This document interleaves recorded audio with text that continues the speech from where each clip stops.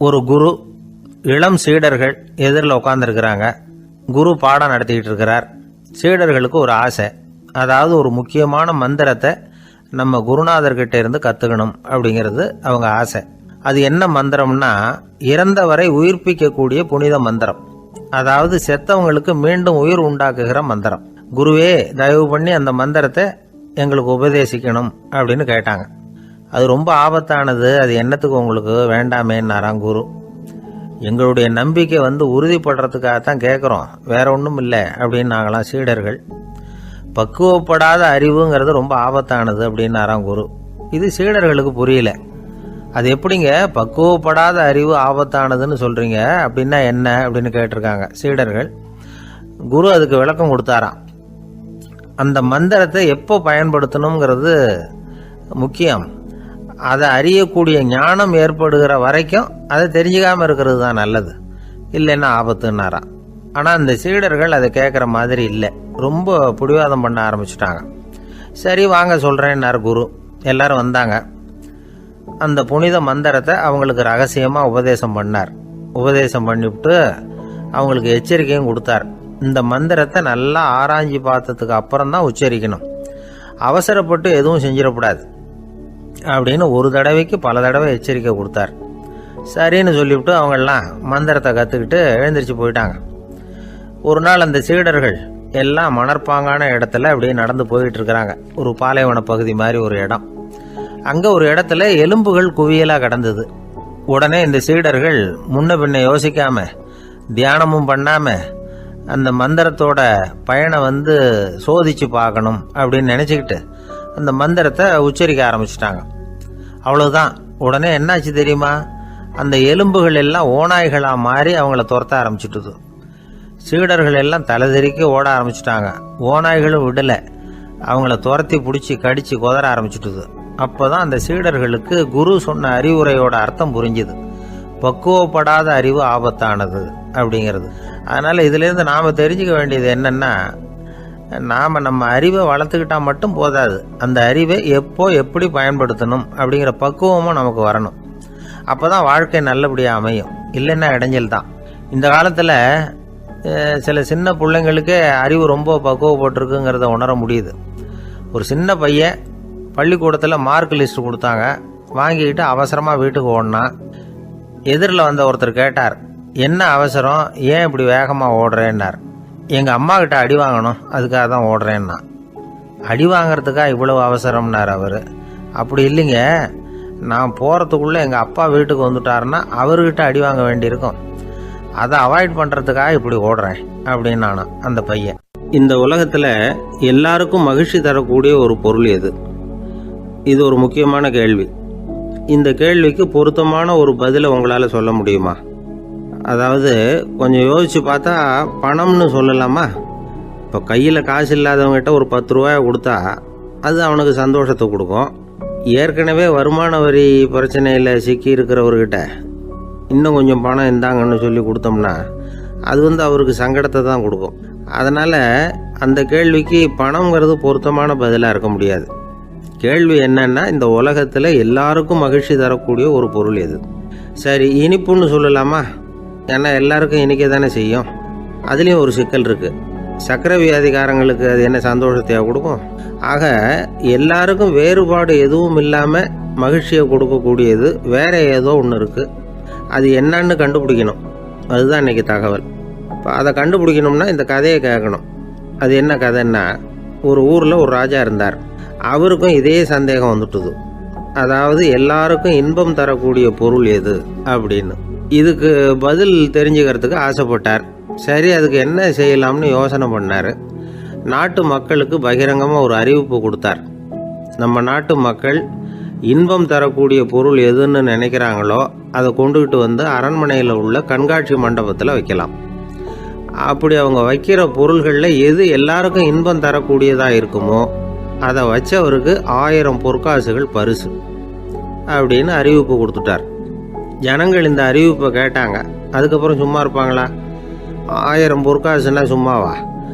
அவங்க கையில் என்னென்ன கிடைச்சதோ அதையெல்லாம் கொண்டாந்து அரண்மனை காட்சி மண்டபத்தில் வச்சுட்டாங்க. அதுக்கப்புறமா ராஜா அங்கே வந்தார். ஒவ்வொன்றா பார்த்துக்கிட்டே வந்தார். முதல்ல ஒரு குயில் இருந்தது, இனிமையாக பாடக்கூடிய குயில். இந்த குயிலோட இன்னிசை எல்லாருக்கும் இன்பம் தரக்கூடியது தான். இருந்தாலும் காது கேட்காதவங்களுக்கு இந்த இசை எப்படி இன்பம் தர முடியும்? அதனால் இது சரியில்லைன்னு விட்டார். அடுத்தபடியாக போனார். அங்கே என்ன வச்சுருக்குறாங்கன்னு பார்த்தா ஒரு அழகான மயில் அங்கே தோகை விரித்து ஆடிக்கிட்டு இருக்குது. இந்த மயிலோட ஆட்டம் மனசுக்கு இன்பம் தரக்கூடியது தான். இருந்தாலும் பார்வை இல்லாதவங்க இந்த ஆட்டத்தை பார்த்து ரசிக்க முடியுமா? முடியாது. அதனால் இதுவும் சரியில்லை அப்படின்னு சொல்லிவிட்டார். அதுக்கு அடுத்தபடியாக போனார். பல வகையான இனிப்பு பண்டங்களை வச்சுருந்தாங்க. பார்த்தார், வயசானவங்களுக்கும் நோயாளிகளுக்கும் இது இன்பம் தராது, துன்பம் தான் கொடுக்கும் அப்படின்னார். இப்படி ஒவ்வொன்றா பார்த்துக்கிட்டே போகிறார். அழகான மலர்கள், கனிகள், ஓவியங்கள் எதுவுமே பொருத்தமாக தெரியல. சகல பேருக்கும் இன்பம் தரக்கூடிய வகையில் எதுவும் இல்லை. கடைசியாக வந்தார். அங்கே ஒரு களிமண் பொம்மை இருந்தது. அது என்ன பொம்மை தெரியுமா? பசியால் வாடி இருக்கிற ஒருத்தருக்கு ஒரு அம்மா இனிமையாக பேசிக்கிட்டு சோறு போடுறது மாதிரி அந்த பொம்மையை செஞ்சுருந்தாங்க. அதுக்கு கீழே அன்பு அப்படின்னு எழுதியிருந்ததுதான். ராஜா பளிச்சுன்னு ஒரு முடிவுக்கு வந்தார். அந்த பொம்மையை செஞ்ச சிற்பியை வரவழைச்சார், பரிசு கொடுத்தார். அன்பு ஒன்று தான் எல்லாருக்கும் இன்பம் அளிக்கக்கூடிய பொருள். காது கேட்காதவங்களும் அதை கேட்க முடியும், பார்வை இல்லாதவங்களும் அதை பார்க்க முடியும், குழந்தைகளும் அதை உணர முடியும் அப்படின்னு அதுக்கு விளக்கம் கொடுத்தார் அந்த மன்னர். இந்த உலகத்தில் எல்லாருக்கும் மகிழ்ச்சி தரக்கூடிய ஒரு பொருள் அன்பு தான். அதை புரிஞ்சுக்கிட்டு தான் சில கணவன்மார்கள் மனைவி பேரில் ரொம்ப அன்பை காட்டிக்கிறது வழக்கம். ஒரு வீட்டு வாசப்படி பக்கமாக மழைக்கு ஒதுங்கினார் ஒருத்தர். மழை தூரிக்கிட்டு இருந்தது, இருட்டு நேரம். அந்த வீட்டில் இருந்தவர், இன்னைக்கு ராத்திரி வேணும்னா இங்கேயே தங்கிட்டு காலையில் போங்க அப்படின்னார். உடனே இவர் சொன்னார், ரொம்ப நன்றிங்க, ஒரு 10 நிமிஷத்தில் இதை வந்துவிடுறேன் அப்படின்னு சொல்லிவிட்டு எங்கேயோ ஓடினார். 10 நிமிஷம் கழித்து திரும்பி வந்தார். ஆமாம், எங்கே போயிட்டு வந்தீங்கன்னு கேட்டார் வீட்டில் இருந்தவர். நேராக எங்கள் வீட்டுக்கு போய் மனைவி கிட்ட இன்னைக்கு ராத்திரி இங்கேயே தங்கிக்கிறேன்னு சொல்லிவிட்டு வந்துட்டேன் அப்படின்னார் அவர். அன்புல இது ஒரு ரகம். இந்த உலகத்தில் எவ்வளவோ உயிரினங்கள் இருக்குது. ஒவ்வொன்றும் ஒவ்வொரு விதமாக சண்டை போடுது. இப்போ 2 மாடு சண்டை போட்டுக்குதுன்னு வச்சுங்க, என்ன பண்ணும்? 2 முட்டிக்கும். அதுக்கு சண்டை போடுறதுக்கு ஆயுதமாக உபயோகப்படுறது அதோட கொம்பு. 2 சேவல் சண்டை போட்டுக்குதுன்னு வச்சுங்க, அதுக்கு ஆயுதமாக உபயோகப்படுறது அதோட கால் நகம். காலால் தான் அது ஒன்றோட ஒன்று சண்டை போட்டுக்கும். ஆனால் 2 மனுஷன் சண்டை போட்டுக்கிறான்னு வச்சுங்க, இவன் இன்னதை தான் ஆயுதமாக உபயோகப்படுத்துவான்னு குறிப்பிட்டு சொல்ல முடியாது. கல்லை எடுப்பான், கத்தி எடுப்பான், துப்பாக்கி எடுப்பான், என்ன வேணாலும் பண்ணுவான். வாயால் திட்டுவான், கையால் அடிப்பான், காலால் உதைப்பான், சகலகலா வல்லவன். விலங்குகள்லாம் பொதுவாக வாயை சாப்பிட்றதுக்கு மட்டும்தான் உபயோகப்படுத்துது. ஆனால் இவனுக்கு சாப்பிட்றதுக்கும் அதுதான், சாப்பிட்டு விட்டு திட்டுறதுக்கும் அதுதான். ஆனால் ஒரு விஷயத்தில் மட்டும் கெட்டிக்கிறேன். அதாவது நாம் சண்டை போட்டுக்கிட்டாலும் பரவாயில்லை, கோழிகள் சண்டை போடாமல் இருக்கணும் அப்படின்னு ஆசைப்படுறான். எதுக்காக? கோழிகள் சண்டை போடாமல் இருந்தால் நிறைய முட்டைகள் போடுமா, அதுக்காக தான் இந்த அக்கறை. கோழி பண்ணை வச்சிருக்கிறவங்களுக்கு இது ஒரு பெரிய பிரச்சனை. அதாவது பண்ணையில் இருக்கிற கோழிகளுக்குள்ளே அடிக்கடி சண்டை வந்துடும். அதனால் முட்டை உற்பத்தி குறைஞ்சிரும். சரி, இதுக்கு என்ன பண்ணுறது?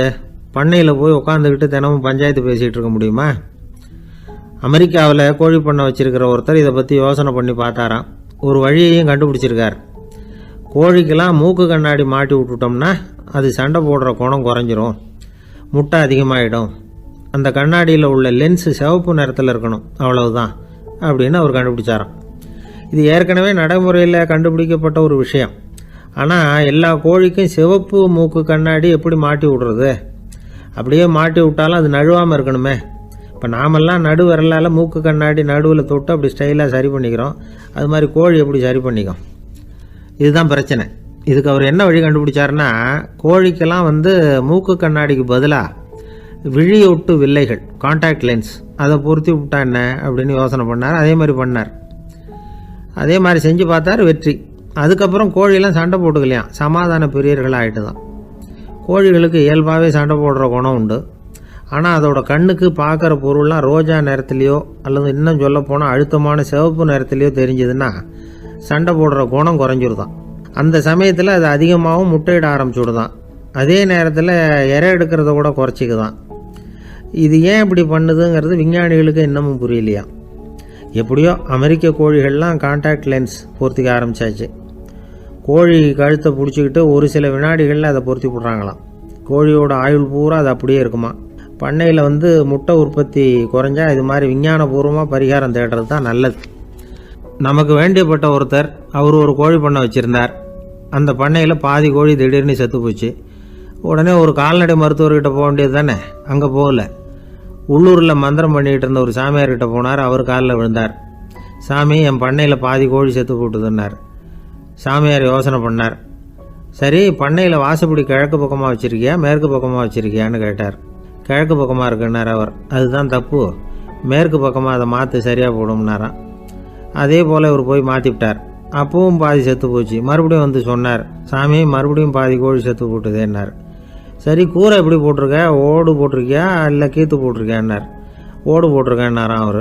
அதுதான் தப்பு, கீத்து போட்டுரு சரியாக போடும்னாராம். சரின்னு போய் அதையும் மாற்றி பார்த்தார். மறுபடியும் போயிட்டுது, கோழி செத்து போச்சு. வந்தார். மறுபடியும் பாதி செத்து போச்சு சாமின்னு வந்தார். இவரும் யோசனையை மாற்றி மாற்றி சொல்லிகிட்டே இருக்கிறார்.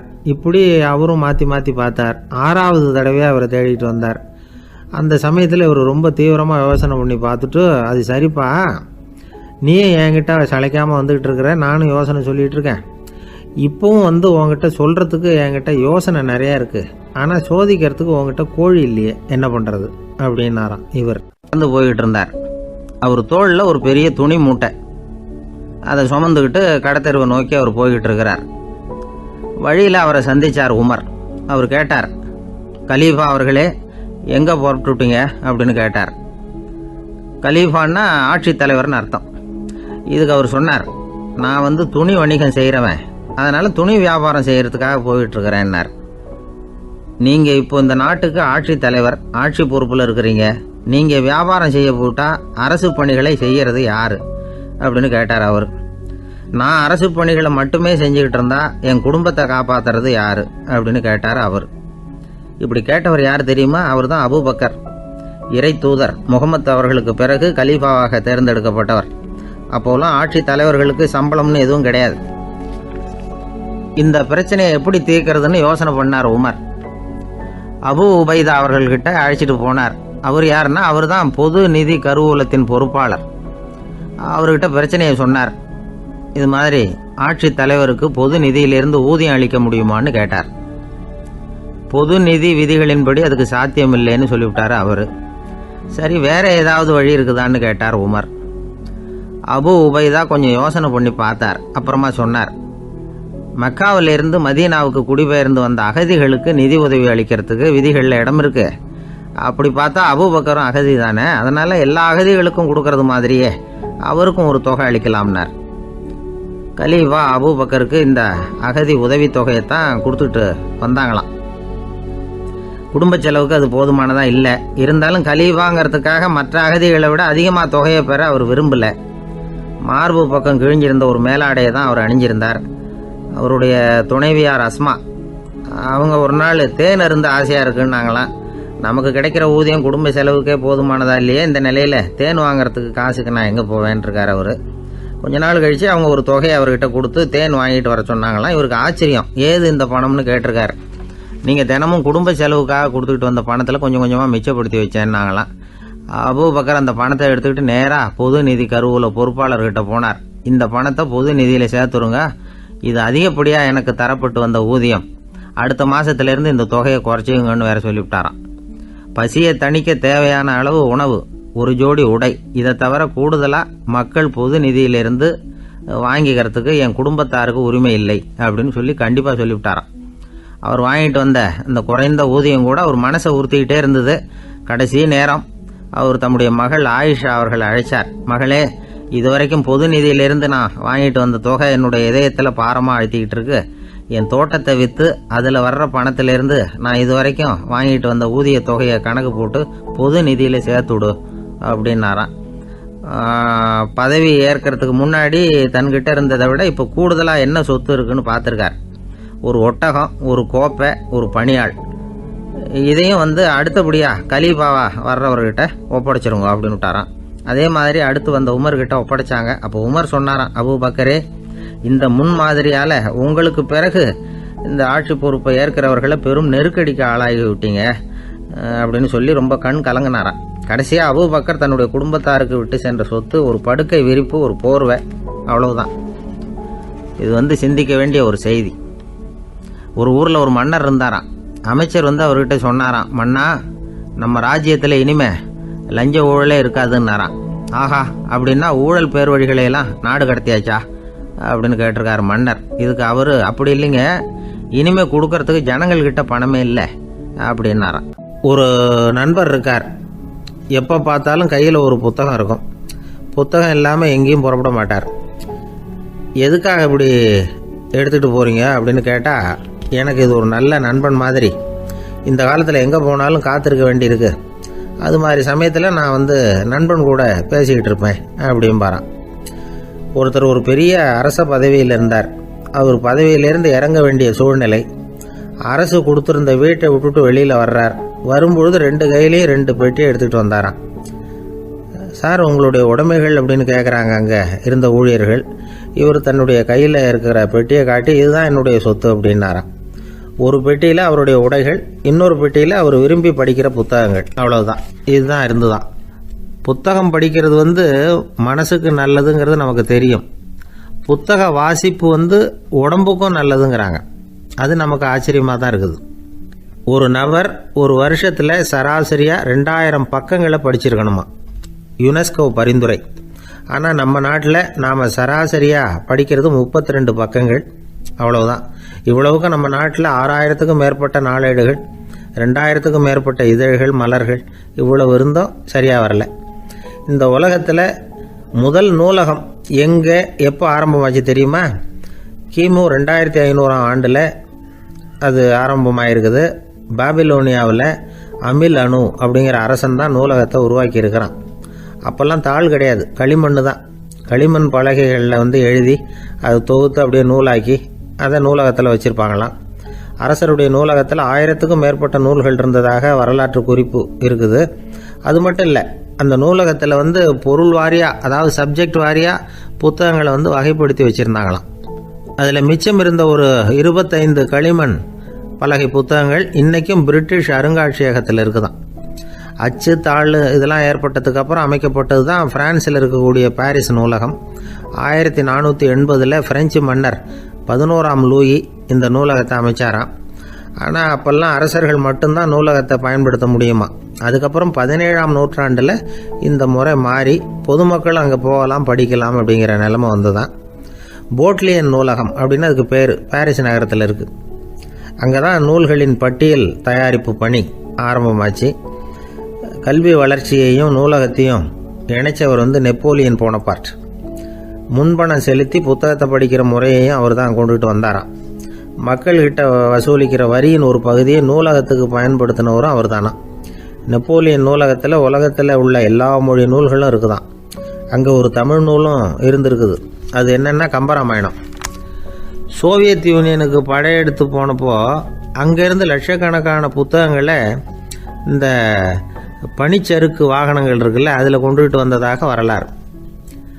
அடுத்தபடியாக குறிப்பிட்டு சொல்லத்தக்க நூலகம் எதுன்னா பிரிட்டிஷ் நூலகம். மிக பழைய கையெழுத்து பிரதியெல்லாம் கூட அங்கே இருக்குது. 1753 ஆரம்பமாச்சு. அதில் உள்ள நூல்களை வரிசையாக அடுக்கினா 180 கிலோமீட்டர் நீளத்துக்கு வருமா. மிகப்பெரிய நூலகம் அமெரிக்க தலைநகர் வாஷிங்டனில் இருக்குதான். இந்தியாவை பொறுத்த வரைக்கும் பெரிய பழைய நூலகம் எதுன்னா கல்கத்தா நூலகம். எல்லா இந்திய மொழி நூல்களும் இங்கே உண்டு. மகாகவி பாரதியார் நடத்தின இந்தியாங்கிற இதழின் எல்லா பிரதிகளும் அங்கே பாதுகாப்பாக இருக்குது. படிக்கும் பழக்கம் இங்கே வளர வேண்டியிருக்குது. ஒருத்தர்கிட்ட ஒரு புஸ்தகத்தை கொடுத்து விமர்சனம் எழுத சொல்லியிருந்தாங்க. கொஞ்ச நாள் கழித்து அவரை போய் பார்த்து, என்னங்க புஸ்தகத்தை படித்து பார்த்தீங்களா அப்படின்னு கேட்டாங்களாம். இதுக்கு அவர் சொல்லியிருக்கிறார், இன்னும் நான் படித்து பார்க்கலிங்க, இப்போ தானே விமர்சனமே எழுதி முடிச்சிருக்கிறேன், இனிமே தான் படிக்கணும் அப்படின்னாராம். ஒருத்தர் ரொம்பவும் மகிழ்ச்சியாக வந்துக்கிட்டு இருந்தார். என்ன விஷயம்னு விசாரித்தேன். நான் தோற்று போயிட்டேன், அதுதான் மனசுக்கு மகிழ்ச்சியாக இருக்குது அப்படின்னார். எனக்கு இது ரொம்ப ஆச்சரியமாக போச்சு. இந்த உலகத்தில் தோற்று போகிறவங்க யாரும் மகிழ்ச்சியாக இருக்கிறது இல்லை. அப்படி இருக்கிறப்ப இவர் இப்படி சொல்கிறாரே, எங்கே தோற்று போனீங்கன்னு கேட்டேன். அதுக்கப்புறம் தான் அவர் விவரமாக சொன்னார். என்னோட 5 வயசு குழந்தையோட நான் விளையாடிக்கிட்டு இருந்தேன். அந்த விளையாட்டில் என் குழந்தை ஜெயிச்சுட்டுது, நான் தோற்று போயிட்டேன். அப்படின்னார் ரொம்ப உற்சாகமாக. நான் யோசித்து பார்த்தேன். அதாவது நாம் சின்ன குழந்தையாக இருக்கிறப்போ எந்த விளையாட்டில் கலந்துக்கிட்டாலும் அதில் நாம் தான் ஜெயிக்கணும்னு ஒரு வெறி நமக்குள்ளே இருக்கும். நம்மளை எதிர்த்து விளையாடுறவர் நல்லவரா கெட்டவரா பெரியவரா சின்னவரா அப்படிங்கிறதெல்லாம் முக்கியம் கிடையாது. அவர் தோற்று போகணும், நாம் ஜெயிக்கணும், அதுதான் முக்கியம். எதிரியை சந்தோஷப்படுத்த விளையாடுகிற கலை அப்போ நமக்கு தெரியறதில்ல. வாழ்க்கையில் ஒரு பக்குவம் வந்ததுக்கு அப்புறம் வெற்றி பெறணுங்கிற மன அழுத்தம் போயிடுது. போட்டியில் ஜெயிக்கணுங்கிறத விட குழந்தையை சந்தோஷப்படுத்தணுங்கிறது முக்கியமாக போச்சு. ஜெயிக்கணுங்கிற வெறி ஓடி போட்டுது. ஒரு குழந்தையாக இருந்தப்போ நம்ம வளர்ச்சிக்கு உதவிய வெறி பெரியவனானதுக்கு பிறகு நமக்கு எதிரியாக மாறுது. அதை சரியான சமயத்தில் நாம் புரிஞ்சுக்கிட்டோம்னா போதும், நாம் பொழைச்சிக்கலாம்.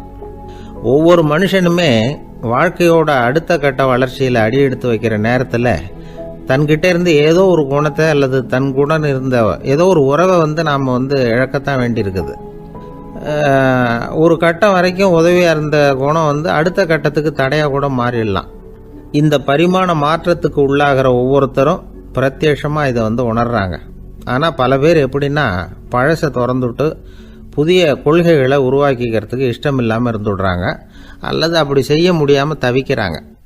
இதையெல்லாம் மீறி அந்த பழசை திறந்துட்டா அதை இழந்ததால் உண்டாகிற மன அழுத்தம் சில காலத்துக்கு வருத்திக்கிட்டு தான் இருக்கும், வேறு வழி இல்லை. ஆரோக்கியமான ஒரு முன்னேற்றத்துக்காக அந்த மன அழுத்தத்தை தாங்கிக்கத்தான் வேணும் அப்படிங்கிறாரு அந்த உலக புகழ்பெற்ற மேதை ஒருத்தர், இந்த ஸ்காட் பெக் அப்படிங்கிறவர். பிறந்த நாள் முதல் இதுதான் சரி அப்படின்னு கற்பிக்கப்பட்டு வந்த ஒவ்வொரு தத்துவத்தையும் தங்களுடைய வளர்ச்சிக்கு தகுந்த மாதிரி மாற்றி அர்த்தப்படுத்தி கொள்ள முடியாமல் வாழ்க்கை சூழல்ல அப்படியே அரைப்பட்டு தூளாகிறவர்கள் தான் ரொம்ப தவிக்கிறாங்களாம். இதுதான் அவருடைய கருத்து. பெரும்பாலும் மனிதர்களுடைய நடுத்தர வயசில், அதாவது 30 தாண்டுகிற சமயத்தில் தான் இந்த தவிப்பு உண்டாவதுதான். இதை தான் மேற்கத்திய நாடுகளில் அடிக்கடி மிட் லைஃப் கிரைசிஸ் அப்படின்னு சொல்கிறாங்க. அப்பப்போ பழசையெல்லாம் தொலைச்சி விட்டு புதுசாக பிறக்கிறதுக்கு கற்றுக்கணும். ஒவ்வொரு நிமிஷத்தையும் அந்த நிமிஷத்துக்கு ஏற்ற சித்தாந்தம் கொண்டவர்களாக சந்திப்போம் அப்படிங்கிறார் அந்த உளவியல் நிபுணர். இப்படி பழகிக்கிட்டால் வாழ்க்கை இன்பமயம், இல்லைன்னா தவிப்பு மயம்தான். பழசை தொலைக்க முடியாதவர்களில் எத்தனையோ பேர் உண்டு, எத்தனையோ ரகம் உண்டு. அதில் வேடிக்கையான நண்பர்களும் உண்டு. ஒருத்தர் நண்பர் வீட்டுக்கு போனார். அவர் ஏதோ இனிப்பு பலகாரம் கொடுத்து சாப்பிட சொல்லியிருக்கிறாங்க அவங்க வீட்டில். இவர் சாப்பிட்டு பார்த்துட்டு சொன்னாராம், சார் 6 மாதத்துக்கு முன்னாடி ஒரு தடவை இங்கே வந்தேன், அப்போது ஒரு இனிப்பு பலகாரம் கொடுத்தீங்க, அது இதை விட நல்லா இருந்தது சார் அப்படின்னாராம். அப்போ செஞ்ச அதே இனிப்பு பலகாரம் தான் சார் இதுவும் அப்படின்னாராம் அவர். ஐயா, என்னுடைய நூல் வெளியீட்டு விழாவுக்கு அவசியம் நீங்கள் வரணும் அப்படின்னு கூப்பிட்டார் ஒருத்தர். எப்போ வரணும்னு கேட்டேன். அடுத்த வாரம்னார். சரி, புத்தகம் தயாராகிட்டுதா அப்படின்னேன். நாளைக்கு தான் அச்சிக்க கொடுக்க போகிறேன்னார். என்னங்க இது, புத்தகம் அச்சிடுறதுக்கு முன்னாடியே அழைப்புதழை அச்சடிச்சு விட்டீங்களே அப்படின்னு கேட்டேன். அதனால் என்னங்க, அந்த காலம் மாதிரியா போடலாம், அச்சுக்கலை எவ்வளவோ முன்னேறியாச்சுங்க. Lino type, mono type, photo type, laser, இப்படி என்னென்னமோ வந்தாச்சு. இன்னைக்கு கொடுத்தா நாளைக்கே புத்தகம் தயார் அப்படின்னார். இப்படி இந்த அளவுக்கு முன்னேறி இருக்கிற இந்த அச்சுக்கலை ஆரம்பத்தில் எப்படி இருந்தது தெரியுமா? அந்த காலத்தில் காகிதம்னா என்னன்னே தெரியாது. அப்படி ஒன்று கண்டுபிடிக்கப்படவே இல்லை. அப்போல்லாம் எதையாவது ஒன்று எழுதணும்னா அதுக்கு ஆட்டு தோலை தான் பயன்படுத்தி இருக்கிறாங்க. கண்ணுக்குட்டி தோல் கூட அதுக்கு உபயோகப்பட்டு தான். ஐரோப்பாவில் இருந்த பாதிரியார்கள் தோலில் எழுதப்பட்ட புத்தகத்தை தயாரிக்கிறதுல ரொம்ப கெட்டிக்காரங்களாம். எகிப்து, அப்புறம் மத்திய தரைக்கடல் ஓரத்தில் உள்ள நாடுகள், இங்கெல்லாம் தோல் தான் எழுது பொருளாக பயன்பட்டு வந்திருக்குது. ஆனால் நம்ம நாட்டில் ஓலைச்சுவடிகளை எழுத்துக்கு பயன்படுத்தி இருக்கிறாங்க. எழுதுறதுக்கு தோலை பயன்படுத்தினவங்க பிறகு பேப்பரைஸ் அப்படிங்கிற கோரை புல்லை அதுக்கு பயன்படுத்தினாங்களாம். இதெல்லாம் அப்படி கொஞ்சம் கொஞ்சமாக கண்டுபிடிச்சிட்டு வந்திருக்கிறாங்க. அந்த புல்லை கச்சிதமாக நறுக்க வேண்டியது, நல்லா பதப்படுத்த வேண்டியது, அதுக்கப்புறம் அதில் எழுத வேண்டியது, அவ்வளவுதான். பேப்பருங்கிற சொல்லே இந்த பேப்பைரஸ் அப்படிங்கிறதுலேருந்து வந்தது தான். அதுக்கப்புறம் தான் காகிதம் வந்தது. இதை முதல்ல சீன நாட்டில் தான் கண்டுபிடிச்சாங்க. அது வந்த பிறகு அச்சு எந்திரம் கண்டுபிடிக்க வேண்டிய அவசியம் ஏற்பட்டது. அதை கண்டுபிடிச்சவர் ஜெர்மானிய அறிவியல் அறிஞர் ஜான் கூட்டன்பர்க். அச்சு கலைக்கு அடித்தளம் அமைச்சவர் அவர் தான்.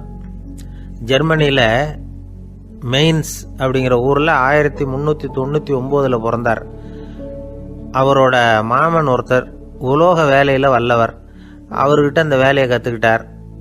அதோட வைர கற்களை வந்து பட்டை தீட்டுறதுலையும் ரொம்ப தேர்ச்சி பெற்றிருந்தார். இளம் வயசுலேயே சும்மா இருக்க மாட்டாராம். எதை செஞ்சாலும் அதை திறமையாக செய்வாராம். அவர் தான் முதல்ல மர அச்சு எழுத்துக்களை உருவாக்கினார். அது மேலே மை தடவி பிரதிகள் எடுத்தார். அதுக்கப்புறம் உலோக எழுத்துக்கள், முதல்ல காரியம், அப்புறம் இரும்பு, அப்புறம் கலப்பு உலோகம், பிறகு அச்சடிக்கிறதுக்கு எந்திரம் ஒன்றையும் உருவாக்கினார். முதல்ல பைபிள் அச்சடித்தார். 1468 அவர் இறந்து போனார். 16ஆம் நூற்றாண்டில் மேலை நாடுகளிலிருந்து மர எழுத்துக்களை கொண்டுகிட்டு வந்து தமிழ்நாட்டில் கிறிஸ்துவ நூல்களை அச்சிட்டாங்க. அப்போல்லாம் வந்து அச்சகங்கள் வந்து போதிய அளவுக்கு இங்கே இல்லை. அதுக்கு என்ன காரணம்னா, இந்தியர்கள் வந்து அச்சகங்களை நடத்தக்கூடாது அப்படின்னு சட்டம். 1835 வரைக்கும் அந்த சட்டம் வந்து நடைமுறையில் இருந்தது. இந்த நிலைமையில் அங்கேயும் இங்கேயுமா 1-2 அச்சகங்கள் ஆரம்பமாச்சு. 1713 தரங்கம்பாடியில் லூத்தரன் மிஷன் அச்சகம், அதே ஆண்டில் சென்னையில் எஸ்பிசிகே அச்சகம். இது ரெண்டும் தான் இந்தியாவில் முதல்ல தொடங்கப்பட்ட அச்சகங்கள். ஆட்டுத்தோல்லையும் ஓலைச்சுவடியிலையும் எழுதப்பட்ட எழுத்துக்கள் இன்னைக்கு எங்கேயோ போயிட்டுது. ஆனால் நம்ம ஊரில் எழுத்தாளர்கள் நிலைமை தான் ஒன்றும் சொல்லிக்கிறது மாதிரி இல்லை. நம்ம ஆள் ஒருத்தர் சொன்னார், சார் நான் சொந்தத்தில் ஒரு அச்சாபீஸ் வச்சுருந்தேன், இப்போவும் வச்சுருக்கிறேன். அதனால் என்னுடைய படைப்புகளை புத்தகமாக வெளியிடுறதுல எனக்கு ஒன்றும் கஷ்டம் இல்லை. வருஷத்துக்கு ஒரு புத்தகம் எழுதி வெளியிட்டுருவேன்.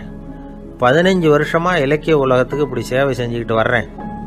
ஆனால் இந்த வருஷம்தான் வாசகர்கள் வந்து எனக்கு பாராட்டு விழா நடத்தி இருக்கிறாங்க அப்படின்னார். இந்த வருஷம் அப்படி என்ன விசேஷம் அப்படின்னு கேட்டோம். இந்த வருஷம்தான் நான் எந்த புத்தகம் எழுதி வெளியிடாமல் இருந்தேன், அதுக்காகத்தான் எனக்கு இந்த பாராட்டு விழா அப்படின்னார். ஊருக்கு வெளியில் அமைதியான ஒரு இடம், அங்கே ஒரு ஆசிரமம், அங்கே ஒரு சாமியார். அவர் தினமும் நல்ல போதனைகள்லாம் செய்வார். பல பேர் போய் அங்கேயே சில நாள் தங்கி இருந்து அவர் சொல்கிற அறிவுரைகளை எல்லாம் கேட்டுக்கிட்டு வர்றது வழக்கம். ஒரு தடவை அவரை பார்த்துட்டு போகிறதுக்காக 3 வெளியூர் தம்பதிகள் வந்தாங்களாம். அந்த மடத்திலேயே சாப்பிட்டுக்கிட்டு தங்கி இருந்து அவங்களுடைய போதனைகளை கேட்டுக்கிட்டு போகணுங்கிறது அவங்க நோக்கம். காலையில் குளிச்சுட்டு பூஜையில் உட்காந்தார் அந்த சுவாமி. இவங்களும் குளிச்சுட்டு அந்த பூஜையை பார்க்கறதுக்காக அவர் முன்னாடி வந்து உட்காந்தாங்க. பூஜை ஆரம்பமாச்சு. சம்பிரதாயப்படி அது ரொம்ப நேரம் நடந்துக்கிட்டே இருக்குது. இவங்களுக்கு நல்ல பசி இருந்தாலும் இந்த நேரத்தில் அதை எப்படி வெளியில் காட்டிக்கிறது? பேசாமல் இருந்தாங்க. அந்த சுவாமி பூஜையை முடித்தார். அதுக்கப்புறம் பேச ஆரம்பித்தார். பேச்சு அருமையாக தான் இருந்தது, அமிர்தமாக தான் இருந்தது. இருந்தாலும் இவங்களுக்கு இருக்கிற வயிற்று பசி அது சரியாக கவனிக்க விடலை. அந்த சுவாமியே இதை கவனிச்சதா தெரியல. இவங்களுக்கு மனசுக்குள்ள ஒரு எண்ணம், உள்ளே சாப்பாடு தயாராகிட்டு இருக்கும் போல இருக்கு, இந்த பேச்சு முடிஞ்சது நம்மளை உள்ளே அழைச்சிட்டு போய் சாப்பாடு போடுவாங்கன்னு நினைக்கிறோம் அப்படின்னு இவங்களாம் நினச்சிக்கிட்டாங்க. ஆனால் சுவாமி இதை பற்றி எதுவுமே பேசலை, கண்டுக்கலை. ஒரு அம்மாவால் அதுக்கு மேலே சும்மா இருக்க முடியுமா? முடியல. சாப்பாட்டை கவனிக்கலாமா அப்படின்னு சொல்லி மெதுவாக ஆரம்பித்தாங்க. கவனிக்கலாமே அப்படின்னு உள்ளே அழைச்சிட்டு போனார் சுவாமி. இவங்க ரொம்ப அவசரமாக எழுந்திருச்சு உள்ளே ஓடினாங்க. அங்கே ஒரு மேஜை மேலே ஒரு கிண்ணம் மூடி இருந்தது. இதுதான் சாப்பாட்டு மேஜை போல இருக்கு, இங்கே சாப்பாடு வந்துடும் அப்படின்னு நினச்சாங்க. உடனே போய் சுற்றி உட்காந்துக்கிட்டாங்க. சுவாமி அந்த கிண்ணத்தை எடுத்து அந்த அம்மா கிட்ட கொடுத்தார். அவங்க அதை வாங்கி மூடியை திறந்து பார்க்குறாங்க. உள்ளே ஒரு சாவி இருக்குது. சரிதான், இது சமையலறை சாவி போல இருக்கு, அங்கே போய் அதை திறந்து சாப்பாட்டை நாமே எடுத்துக்கிட்டு வந்து இங்கே வச்சுக்கிட்டு சாப்பிடணும் போல இருக்கு அப்படின்னு நினச்சாங்க. சாவி இருக்கு இல்லையா, வாங்க பூட்டு நிறையா காட்டுறேன் அப்படின்னு சுவாமி அவங்கள அழைச்சிட்டு போனார், காட்டினார். இவங்க அந்த அறையை ரொம்ப அவளோடு திறந்தாங்க. உள்ளே பார்த்தா அங்கே அரிசி, பருப்பு, விதவிதமான காய்கறி எல்லாம் இருக்குது. சமையலுக்கு வேண்டிய மிளகாய், எண்ணெய், பால், தயிர், நெய் இப்படி எல்லாமே இருக்குது.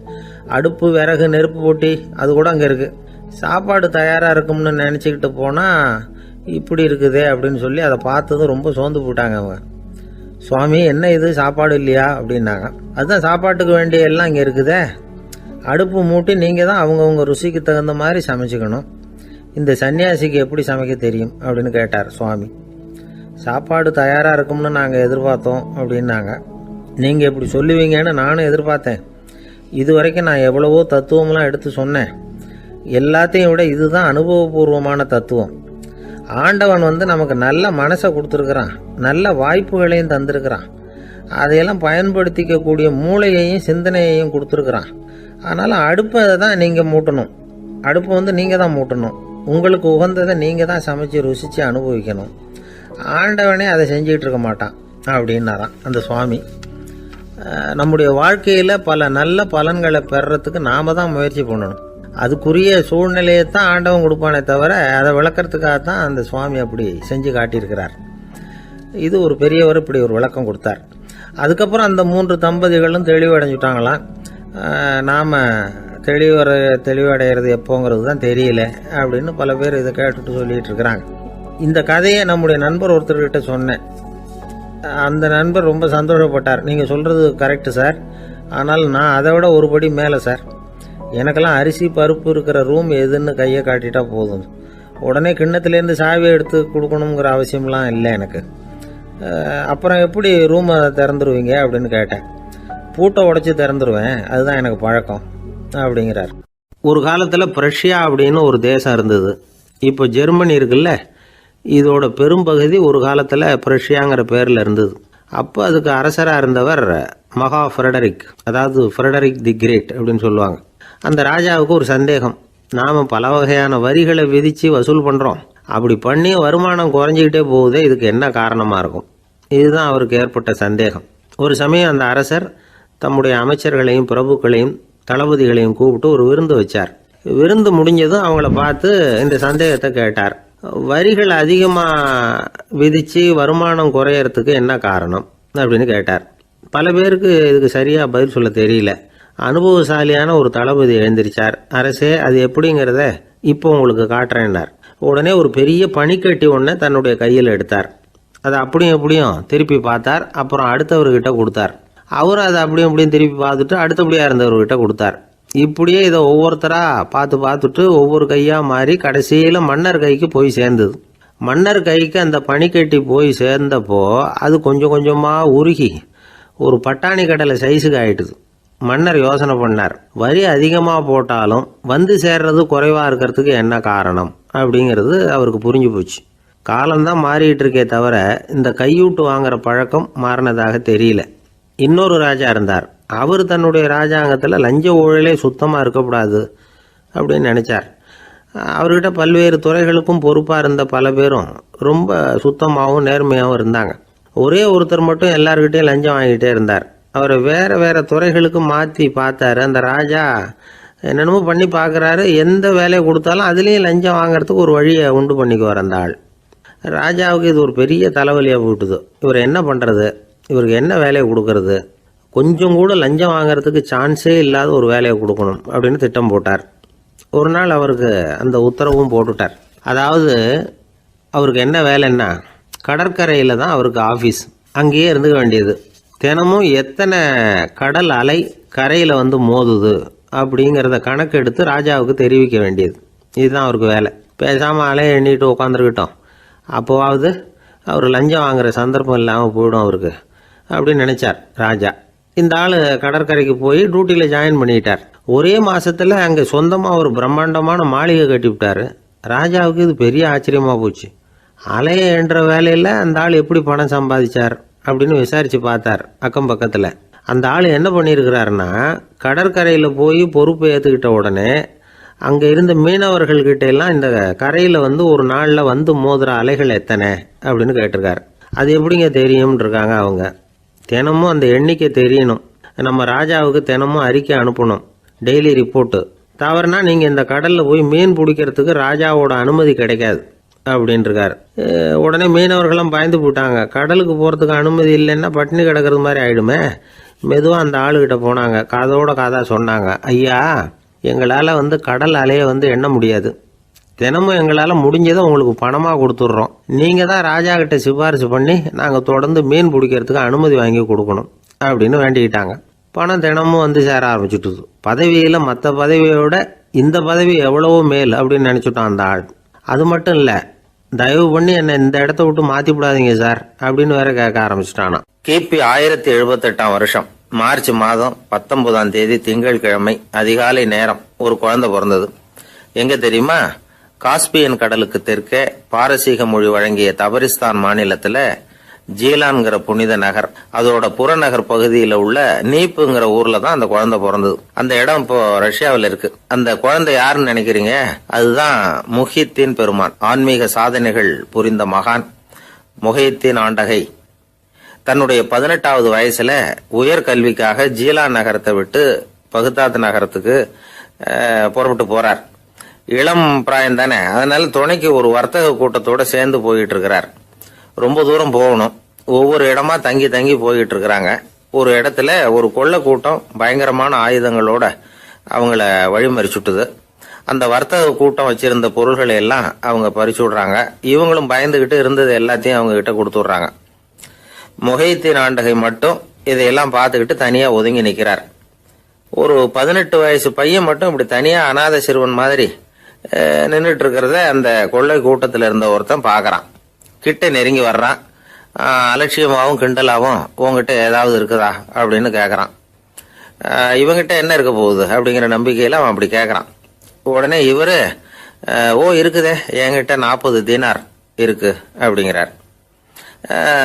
இப்படி சொல்லியும் அந்த கொள்ளைக்காரனுக்கு நம்பிக்கை வரல. என்னடா விளையாடாத, பொய் சொல்லாத, உண்மையை சொல்லு அப்படிங்கிறான் அவன். உண்மையைத்தான் சொல்றேன், என்கிட்ட 40 தீனார் இருக்கு அப்படிங்கிறார் இவர். எங்க வச்சிருக்கிற அப்படின்னு கேக்குறான். சட்டையின் விழாப்புறத்துல உள்ள பகுதியில அதை வச்சு தச்சிருக்கிறாங்க அப்படின்னு உண்மையை சொல்றார். உடனே கொள்ளை கூட்ட தலைவன் அதை கத்தியால கீறிப்பார் அப்படின்னு உத்தரவு போடுறான். அந்த சட்டையை கிழிக்கிறாங்க. உள்ள இருந்து 40 பொற்காசுகளும் பொல பொலன்னு கீழே கொட்டுச்சு. அதை பார்த்த உடனே அந்த கொள்ளை கூட்ட தலைவன் மலைச்சு போய் நின்னுட்டான். காசை பார்த்துட்டு அவன் மலைச்சு போகல, பொய் பேசாத அந்த பையனோட நேர்மையை பார்த்துட்டு அவன் அப்படி நின்னான். மெதுவா அந்த பையன் கிட்ட வந்தான். ஏன்பா, நீ என்ன பணக்கார குடும்பமா அப்படின்னு கேட்டான். அப்படிலாம் இல்ல, எனக்கு அப்பா இல்ல, அம்மா மட்டும்தான் உண்டு. எங்க அப்பா எனக்குன்னு விட்டு போன சொத்தே இந்த 40 தீனார் தான் அப்படின்னாரு இவர். அப்படி இருந்துமா உண்மை பேசணும்னு ஆசைப்பட்டேன். என்கிட்ட ஒண்ணும் இல்லைன்னு ஒரு வார்த்தை சொன்ன உன்னை விட்டுருப்போமே அப்படின்னா அவன். அப்படி இல்லைங்க, நான் இறைவன் திருநாமத்தை அறியக்கூடிய கல்வி ஞானத்துக்காக இப்ப போயிட்டு இருக்கிறேன். இறைவன் திருநாமத்தை உச்சரிக்க வேண்டிய நாவால பொய் பேசக்கூடாதுன்னு எங்க அம்மா சொல்லியிருக்கிறாங்க. அதனால நான் எப்பவுமே பொய் சொல்ல மாட்டேன் அப்படின்னு என்னுடைய தாய்க்கு வாக்கு கொடுத்திருக்கிறேன் அப்படின்னார் அவர். முஹைத்தீன் பெருமான் வார்த்தைகளை கேட்ட அந்த கொள்ளையர்கள் மனம் திருந்தி நல்லவங்களா ஆயிடுறாங்க. அந்த கொள்ளையர் தலைவன் பிற்காலத்துல ஒரு பெரிய மகான் ஆயிடுறார். பெரியவர்கள் வாழ்க்கையில நடக்கிற இது மாதிரி சம்பவங்கள் தான் நாம நல்ல விதமா வாழறதுக்கு துணையா இருக்கும். அந்த காலத்துல கொள்ளையர்களே பெரியவங்க செயலை பார்த்து மனம் திருந்தி இருக்கிறாங்க. இந்த காலத்துல யாரு இப்படி இருக்கிறா? இந்த காலத்துல மகான் ஒருத்தரை பார்த்தேன், எனக்கு வேண்டியப்பட்ட மகான். ஏங்க, நீங்களும் மகான் ஆகிறதுக்கு முன்னாடி கொள்ளை அடிச்சுட்டு இருந்தீங்களா அப்படின்னு கேட்டேன். அவர் மெதுவா கண்ணை திறந்து என்ன நிமிர்ந்து பார்த்தார். அப்படி இல்லப்பா, நான் கொள்ளை அடிக்கிறதுக்காகத்தான் மகானாவே ஆகி இருக்கிறேன் அப்படின்னு சொல்லிவிட்டு மறுபடியும் கண்ணை மூடிட்டார். 21ஆம் வருஷம் செப்டம்பர் மாசம் 22ஆம் தேதி மதுரை மேலமாசி வீதியில உள்ள ஒரு வீடு. அங்க அன்னைக்கு நடந்த ஒரு அற்புத நிகழ்ச்சி பின்னாடி உலக மக்களை எல்லாம் ஆச்சரியப்பட வச்சுது. இந்திய வரலாற்றிலேயே அது ஒரு முக்கியமான நிகழ்ச்சி. உலக மக்கள் கவனமெல்லாம் காந்திஜியின் பக்கம் திரும்புறதுக்கு காரணமா இருந்த நிகழ்ச்சி அது. கதர் துணி பிரச்சாரத்துக்காக காந்திஜி மதுரைக்கு வந்திருந்தார். சென்னை துணி வணிகர் சங்கத்தின் துணைத் தலைவர் ஒருத்தர் இருந்தார், ராம்ஜி கல்யாண் சேட்ஜி. அவருடைய வீடு மதுரை மேலமாசி வீதியில் இருந்தது. அந்த வீட்டில் தான் காந்திஜி தங்கியிருந்தார். அப்போது வயலுக்கு போகிற உழவர்கள்லாம் சின்ன சின்ன துண்டை இடுப்பில் கட்டிக்கிட்டு கலப்பையை தூக்கிக்கிட்டு தெருவில் நடந்து போகிறத கவனிச்சார். ஏற்கனவே சேலத்துக்கு தெற்க பல பகுதிகளில் ஆண்களும் பெண்களும் அறகுறை ஆடைகளோட உழைச்சிக்கிட்டு இருக்கிறத கண்ணால் கண்டிருக்கிறார் அவர். இந்தியரின் சராசரி உடை இவ்வளவு தான் அப்படிங்கிறத புரிஞ்சுக்கிட்டார். மனசை என்னவோ பண்ணியிருக்குது. ராத்திரி பூரா அதை பற்றியே யோசனை. 22/9/21 வியாழக்கிழமை காலையில் காந்திஜி எழுந்திருக்கிறார். அவர் கூட தங்கியிருந்தவங்களையெல்லாம் பார்த்து சொன்னார், இன்னையிலிருந்து அறையில் முழு அகலத்துண்டு தான் கட்டுவேன். குளிர் அதிகமாக உள்ள காலங்களில் மட்டும் போர்வை ஒன்றும் உபயோகப்படுத்துவேன். மற்றபடி மேலங்கியோ குல்லாவோ எதுவும் போட்டுக்க மாட்டேன். தற்காலிகமாக இந்த ஏற்பாட்டை 1 மாதத்துக்கு ஏற்றுக்குவேன். அதுக்கு பிறகு உசிதம் போல எண்ணி பார்த்து முடிவு பண்ணுவேன் அப்படின்னார். அவருடைய குரல் உறுதியாக இருந்துதான். உடனே செயலில் இறங்கினார். தம்முடைய 10 முழ வேட்டி, மேலங்கி, உள் சட்டை, குல்லா எல்லாத்தையும் களைஞ்சார். வேட்டியிலிருந்து ஒரு 4 முழ துணியை எடுத்துக்கிட்டார். இதுக்கு உதவி செஞ்சவர் அன்னைக்கு விருதுநகரில் பிரபல தொண்டராக இருந்த பழனிக்குமார பிள்ளை. வெட்டி எடுத்த துண்டை நீள வாக்கில் ரெட்டையாக மடித்தார். அதை இடுப்பில் துண்டு மாதிரி கட்டிக்கிட்டார். தலையில் சின்ன உச்சி குடுமி, அறையில் சின்ன துண்டு. அண்ணல் காந்தி ஆண்டி கோலத்தில் காட்சி அளிக்கிறார். கூட இருந்தவங்கள பார்த்து காரைக்குடிக்கு புறப்படலாமே அப்படின்னார். அவர் நண்பர்களும் சீடர்களும் திகைச்சு போய் நிற்கிறாங்க. இந்த விரதம் நிரந்தரமாக ஆயிடுமோங்கிற பயம் அவங்களுக்கு. எப்படியோ இந்த விவரம் ராஜாஜிக்கும் அன்னைக்கு பிரபலமாக விளங்கின தேசபக்தர் டாக்டர் TSS ராஜனுக்கும் எட்டுச்சு. உடனே 2 பேரும் ஓடி வந்தாங்க. வேண்டாமே இந்த கோலம் அப்படின்னாங்க. காந்திஜி தன்னுடைய முடிவில் உறுதியாக இருந்தார். ராஜாஜி என்னென்னமோ வாதமெல்லாம் பண்ணி பார்த்தார். உங்களுடைய வாதத்துக்கு என்னால் பதில் சொல்ல முடியல, இருந்தாலும் நான் செய்கிறது தான் சரிங்கிறதுல எனக்கு சந்தேகம் இல்லை. இன்றைக்கி அதிகாலை 3 மணி இருக்கும். நான் ஓரளவு விழிச்சுக்கிட்டேன். அதாவது உறக்கமும் விழிப்புமா இருந்த நிலையில் எனக்கு இந்த எண்ணம் உண்டாச்சு. இது என்னுடைய அந்தராத்மாவின் ஆணை, அதை என்னால் மீற முடியாது அப்படின்னு சொல்லிவிட்டாராம் காந்திஜி. கதர் பிரச்சாரத்துக்காக காரைக்குடிக்கு கிளம்பினார். வாசலில் 4 மோட்டார் வண்டிகள் காத்துக்கிட்டு இருந்தது. வீதியில் 2 பக்கமும் ஜனங்கள். காந்திஜி இடுப்பு துணியோடு மோட்டார் வண்டியில் ஏறினார். நண்பர்களும் சீடர்களும் மக்களும் உடல் சிலிர்க்க அந்த காட்சியை பார்க்குறாங்க. மோட்டார் வண்டி நகர ஆரம்பிக்குது. எப்பேற்பட்ட காட்சி அது! சுக்கநாத பெருமானியே கூலி ஆளாக்கிய மண், அப்படி ஆக்கி மண் சுமக்க வச்ச மதுரை இல்லையா, அந்த மதுரை தான் காந்திஜி துறவி கோலம் கொள்றதுக்கும் காரணமாக இருந்திருக்குது. இது இன்னைக்கு எத்தனை பேருக்கு தெரியும்? ஒரு தடவை காந்திஜியும் நேருவும் சுற்றுப்பயணம் செஞ்சாங்களாம். ஒரு இடத்துல நடந்து போயிட்டு இருக்கிறாங்க. குறுக்க ஒரு வாய்க்கால். நேரு என்ன பண்ணார் தெரியுமா? தன்னுடைய இளமை துடிப்பை காட்டுறதுக்காக கொஞ்சம் தூரம் பின்னாடி போய் அங்கேருந்து வேகமாக ஓடி வந்து அந்த வாய்க்காலை தாண்டினாராம். காந்திஜி அப்படி பண்ணலை. பக்கத்தில் இருந்த பாலம் வழியாக அந்த வாய்க்காலை கடந்து வந்தார். நேரு காந்திஜியை பார்த்து சிரிச்சுக்கிட்டே, என்ன மாதிரி நீங்களும் தாண்டி இருக்கலாமே அப்படின்னாராம். அதுக்கு காந்திஜி சிரிச்சுக்கிட்டே சொன்னாராம், 2 அடி முன்னேறதுக்காக 5 அடி பின்னாடி போகிறதா அப்படின்னாராம். ஒரு ஊரில் ஒரு ராஜா இருந்தார். அந்த ராஜாவுக்கு ஒரு புள்ள. அந்த புள்ளைக்கு விவரமே தெரியாது. அவன் ஒரு முட்டாளுங்கிறது எல்லாருக்கும் தெரியும். ஆனாலும் அவன் தான் அடுத்தபடியாக ஆட்சிக்கு வர வேண்டியவன். ஆட்சி பொறுப்பை ஏற்க வேண்டிய ஒருத்தன் இப்படி இருந்தால் என்ன பண்ணுறது அப்படிங்கிறது எல்லாருக்கும் உள்ள கவலை. மன்னர் அமைச்சர்களை கூட்டினார். ஆலோசனை கேட்டார், என்ன பண்ணலாம்னு. இவனை இன்னொரு நாட்டு பல்கலைக்கழகத்துக்கு அனுப்பி பார்க்கலாம். அங்கே போய் படிச்சுட்டு வரட்டும். நிறைய படிச்சுட்டு நல்ல ஞானத்தோடு திரும்பி வரட்டும். அதுக்கப்புறம் பார்த்துக்கலாம் அப்படிங்கிறது அவங்க சொன்ன ஆலோசனை. மன்னருக்கும் அது சரின்னு தோணுச்சு. மகனை வெளி தேசத்துக்கு அனுப்பி வச்சார். இவனும் போனான். ஒரு பல்கலைக்கழகத்தில் சேர்ந்தான். நிறைய படித்தான். அதுக்கப்புறம் தந்தைக்கு ஒரு கடிதம் எழுதினான். தந்தையே, நான் நிறைய படிச்சுட்டேன், இனிமேல் நாடு திரும்பலாம்னு நினைக்கிறேன் அப்படின்னு எழுதினான். மன்னருக்கு ரொம்ப மகிழ்ச்சி. அதாவது புள்ள படிச்சுட்டான் அப்படிங்கிற ஆனந்தம். உடனே பையன் திரும்பி வர்றதுக்கு ஏற்பாடு பண்ணார். இளவரசன் நாடு திரும்பினான். அதை கொண்டாடுறதுக்காக அரண்மனையில் ஒரு பெரிய விருந்துக்கு ஏற்பாடு பண்ணியிருந்தாங்க. முக்கியமானவங்கள்லாம் அதில் கலந்துக்கிட்டாங்க. அந்த விருந்துக்கு முனிவர் ஒருத்தரும் வந்திருந்தார். அவர் இளவரசன் கிட்ட போய் உட்காந்து விசாரிக்கிறார். என்னப்பா, எப்படி படிச்சிருக்கிற அப்படின்னு கேட்டார். நிறைய படிச்சுட்டு வந்திருக்கிறேங்க அப்படின்னா அவன். என்னெல்லாம் படித்த அப்படின்னாரான். எல்லாத்தையும் விவரமாக சொல்லியிருக்கிறான். அவன் அப்படி சொல்லிகிட்டு இருக்கும் பொழுதே முனிவர் என்ன பண்ணார், தன்னுடைய மோதிரத்தை கழட்டி உள்ளங்கையில் வச்சு அப்படியே மூடிக்கிட்டாரான். அப்படியே கையை நீட்டி அவன் முன்னாடி காட்டினார். இந்த பாருப்பா, என் கைக்குள்ளே என்ன இருக்குது சொல்லு பார்க்கலாம் அப்படின்னாரான். இளவரசன் ஒரு கணம் யோசிச்சான். அதுக்கப்புறம் உங்கள் கைக்குள்ளே இருக்கிறது வட்டமான ஒரு பொருள், நடுவில் ஒரு துளை இருக்கும் அப்படின்னானா. முனிவர் திகைச்சு போட்டார். பையன் பெரிய அறிவாளி ஆகிட்டான் போல இருக்க அப்படின்னு நினச்சிட்டார். அதுக்கப்புறம் கேட்டார், சரி, என் கையில் இருக்கிறது வட்டமான பொருள், நடுவில் துளை இருக்குங்கிறத சொல்லிவிட்டேன், அதோட பேர் என்ன, அதை சொல்லு அப்படின்னாரான்.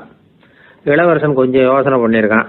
அப்புறம் சொன்னானா, முனிவரே, நான் படித்த விஞ்ஞானம் உங்களுக்கு பதில் சொல்கிறதுக்கு உதவலை, இருந்தாலும் பதில் சொல்கிறேன், அது ஒரு வண்டி சக்கரம் அப்படின்னானா. இப்போதான் முனிவர் யோசிச்சாராம். அவருக்கு புரிஞ்சுதான், அதாவது முட்டாளை படிக்க வைக்கலாம், ஆனால் சிந்திக்க வைக்க முடியாது அப்படிங்கிறத அவர் புரிஞ்சுக்கிட்டாராம். தகவல் அறிவு ஞானமாகாது அப்படிங்கிறார் ஓஷோ. ஏன்னா தகவல்கள் மாறுதலை ஏற்படுத்துறதில்ல, ஆனால் ஞானம்ங்கிறது மாறுதலால் உண்டாகக்கூடிய ஒன்று. அதுதான் ரெண்டுக்கும் உள்ள வித்தியாசம். மனம் சரியான வழிக்கு வரணும், அதுக்கப்புறம் படிக்கிற கல்வி தான் உண்மையான கல்வி. சரி, மனம் சரியாக வர்றதுக்கு என்ன வழி அப்படின்னு கேட்டால், மனிதன் முழு மாறுதலுக்கான வழிமுறை தியானம்தான் அப்படிங்கிறார் அவர். அதனால தான் நிறைய படிச்சிருக்கேன்னு சொல்கிறவன் எல்லாம் ஞானம் உள்ளவன் நினச்சிடக்கூடாது. ஒருத்தர் இன்னொரு பெரிய மனிதரை அழைச்சிட்டு அறிமுகப்படுத்தினாராம். சார் நிறைய படிச்சிருக்கார், 3 MA வாங்கியிருக்கார், ஆனால் ஒரு விஷயம், அப்பப்போ கொஞ்சம் திருடுவார், அவ்வளவுதான், மற்றபடி அவர் ஒரு பெரிய அறிவாளி தான் அப்படின்னாராம். ஒரு ஊரில் ஒரு மன்னர் இருந்தார். அந்த ஊரில் அடிக்கடி சேவல் சண்டை நடக்கிறது வழக்கம். அரண்மனையில் ஒரு ஆள் இருந்தான். மன்னருக்காக அவன் ஒரு சேவல் வாங்கிட்டு வந்தான். சண்டை போடுறதுக்காக அந்த சேவலை தயார் பண்ணிகிட்டு இருந்தான். கொஞ்ச நாள் ஆச்சு. மன்னர் அந்த ஆளை கூப்பிட்டார். என்னப்பா சேவல் தயாராகிட்டுதா அப்படின்னு கேட்டார். இன்னும் அது தயாராகல மன்னா, இன்னும் வளரல, அதுக்கான தகுதி இன்னும் அதுக்கு வரல அப்படின்னா. எதனால் அப்படி சொல்கிறேன்னாரு. கோபம் ரொம்ப கடுமையாக இருக்குது அப்படின்னா. சரி அப்படின்னு விட்டுட்டார். மறுபடியும் கொஞ்ச நாள் ஆச்சு. இப்போ எப்படி நிலைமை, சேவல் தயாரா அப்படின்னார். இன்னும் இல்லை அரசே, மற்ற சேவல் எங்கேயாவது கூவுற சத்தம் கேட்டால் உடனே இது பரபரப்பாயிடுது, பக்கத்தில் ஒரு சேவலின் நிழலை கண்டா கூட இது பரபரப்பாயிடுது அப்படின்னா. சரி இன்னும் கொஞ்ச நாள் ஆகட்டும்னு விட்டுட்டார். கொஞ்ச நாள் ஆச்சு. இப்போ மறுபடியும் விசாரித்தார். இன்னும் நம்ம சேவலுக்கு அந்த தகுதி வரலமன்னா, போராட்ட உணர்வு அதுக்கு இன்னும் இருந்துக்கிட்டு தான் இருக்குது, உள்ளே மெதுவாக தான் எரிய ஆரம்பிச்சிருக்குது போராட்ட உணர்வு, அப்படி இருக்கக்கூடாது, அது பற்றி எரிய வேண்டாமா அப்படின்னா. இன்னும் கொஞ்ச நாள் ஆச்சு. இப்போ எப்படின்னு கேட்டார். இப்போ அவன் சொன்னான், மன்னா கிட்டத்தட்ட அது போருக்கு தயாராகிட்டுது அப்படின்னு நினைக்கிறேன்னா. எதனால் அப்படி சொல்கிற அப்படின்னு கேட்டார். மற்ற சேவலின் குரலை கேட்டால் அது அசைகிறதே இல்லை, ஒரு பொம்மை மாதிரி ஆயிடுது, அதுக்கு உள்ள ஒரு நுட்பமான விழிப்புணர்வு வந்துட்டுது, அதனால் அது அமைதியாக இருக்குது, மௌனமாக இருக்குது. இனிமேல் அதுக்கு இணையான சேவலே கிடையாது. வெற்றி பெற அது போராட வேண்டிய அவசியமே இல்லை, அதை பார்த்த உடனே எதிரி சேவல்கள் பயந்துட்டு ஓடி போடும் அப்படின்னு சொன்னானான். அந்த சேவலை வளர்த்தவர் சி சிங் சு அப்படின்னு பேர். இந்த சுசுகி சொன்ன கதையும் அது. ஞானிகள் என்ன சொல்கிறாங்க தெரியுமா, அந்த சேவலின் ரகசியத்தை நீயும் கற்றுக்கொள், நீ அப்படி ஆயிடு, சண்டை போடாமலே வெற்றிகள் பெறுகிற நுட்பத்தை புரிந்துகொள். இதுதான் ஞானிகள் உபதேசம். ஒரு குருக்கிட்ட ஒருத்தன் போயிருக்கிறான். எனக்கு சண்டை போட கற்றுக் கொடுங்கண்ணா, அதுக்கு என்ன செய்யணும்னார். என்ன உங்கள் மாணவனாக சேர்த்துங்கண்ணா. சரி இப்போ உன்னுடைய பலம் என்னன்னு கேட்டிருக்கார். இப்போ நான் தனி ஆளாக இருந்து ஒரு 100 பேரை சமாளிப்பேன் நானா. சரி அப்படின்னா என்னுடைய மாணவனாக உன்னை சேர்த்துக்கிறேன்ருக்கார். சேர்த்துக்கிட்டார். 6 மாதம் பயிற்சி கொடுத்தார். அதுக்கப்புறம் இவனை கூப்பிட்டு கேட்டார், இப்போ உன்னுடைய திறமை எவ்வளவுன்னு. இப்போ நான் தனி ஆளாக இருந்து ஒரு 50 பேரை சமாளிப்பேன் நானா. இன்னும் உனக்கு பயிற்சி தேவைன்னாராம். தொடர்ந்து சில நுட்பங்களை எல்லாம் சொல்லி கொடுத்துருக்கிறார். 1 வருஷம் ஆச்சு. எல்லாத்தையும் கற்றுக் கொடுத்துட்டார். அப்புறம் கூப்பிட்டு கேட்டார், இப்போ உன்னுடைய திறமை எப்படிப்பா, எதிரிகள் எத்தனை பேரை உன்னால் சமாளிக்க முடியும்னாராம். அவன் சொன்னான், ஐயா எதிரிகளின் பலம் என்னங்கிறத புரிஞ்சிக்காம அதை நான் சொல்ல முடியாதுன்னு நானும். இனிமேல் உனக்கு பயிற்சி தேவையில்லை, போயிட்டு வான்னு அனுப்பி வச்சுட்டாரான். ஒரு உண்மையை நாம் புரிஞ்சுக்கணும்.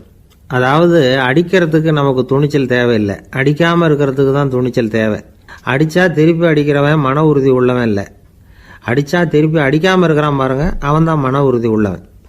ஒருத்தன் தலை திரிக்க வேகமாக ஓடிக்கிட்டு இருந்தான். நான் எங்கடா ஓடுற அப்படின்னா, எதுக்க வந்தவன், ஒரு சண்டையை நிறுத்தத்தான் இப்படி ஓடுறேன் அப்படின்ட்டுருக்கான். யாருக்கும் சண்டை, எனக்கும் இன்னொரு ஆளுக்கும் சண்டை அப்படின்னு நான். அவன் எது ரொம்பவும் கஷ்டமான காரியம் அப்படின்னு கேட்டார் ஒருத்தர். ஒருத்தருக்கு ஒருத்தர் சண்டை போடாமல் இருக்கிறது தான் ரொம்ப கஷ்டமான காரியம் அப்படின்னு தோணுது. ஒரு நாட்டுக்கும் இன்னொரு நாட்டுக்கும் சண்டை, நாட்டுக்குள்ளேயே ஒரு குரூப்புக்கும் இன்னொரு குரூப்புக்கும் சண்டை. ஏன் சண்டை போட்டுக்கிறீங்கன்னு கேட்டு பாருங்கள். நாங்கள் சமாதானத்துக்காக தான் சண்டை போட்டுக்கிறோம் அப்படிம்பாங்க. வாழறதுக்காக பிறந்த மனுஷன் லட்சியத்துக்காக உயிரை விட தயார் அப்படின்னு சொல்லிகிட்டு இருப்பான். அப்படி உயிரை விடுறவங்கள நாமளும் பாராட்டுவோம். ஆனால் ஒன்றுமில்லாத விஷயங்களுக்கெல்லாம் சண்டை போடுறவங்களெல்லாம், அப்படிப்பட்டவங்களையும் சரி உயிரை விடுறவங்களையும் சரி என்னென்னு சொல்கிறது, யுத்தங்களாலேயும் சண்டைகளாலேயும் நாம் அடையிறது என்னங்கிறது ஒரு பக்கம் இருக்கட்டும், இழக்கிறது என்ன தெரியுமா, ஏராளமான உயிர்கள். ரத்தம் சிந்துறதுக்கு நான் தயார் அப்படின்னு மார்தட்டி சொல்லலாம். ஆனால் ரத்தம் சிந்தினா உயிர் காத்துக்கிட்டு இருக்க தயார் இல்லை. அதாவது உயிர் நமக்காக காத்துக்கிட்டு இருக்க தயார் இல்லை. இழக்கிற ரத்தத்தை ஈடுகட்டினா தான் உயிரை காப்பாற்ற முடியும். அதனால் இது சம்மந்தமாக ஆராய்ச்சி செய்கிற கட்டாயம் ஏற்பட்டு போச்சு.